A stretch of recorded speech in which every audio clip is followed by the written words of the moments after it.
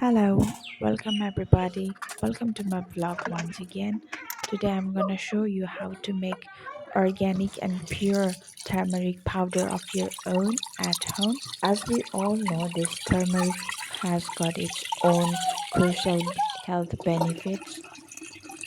It has got many impact in our daily health and rituals. First, you need to clean it up nicely. After that, you can cut into small thin pieces so that it will get dried faster. After that, you have to put in. I kept that in sun for like full sunlight for 6 to 7 days. After that, it dried up, and I put in my own blender at home. This turmeric is approximately 5 kg that I got from store, and this is fully dried. It really looks nice, and now you can blend it in your uh, blender and get the pure organic powder.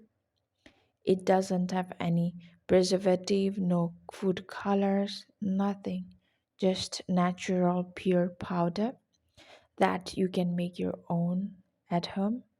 It needs a little bit of effort, but your effort is really worth it.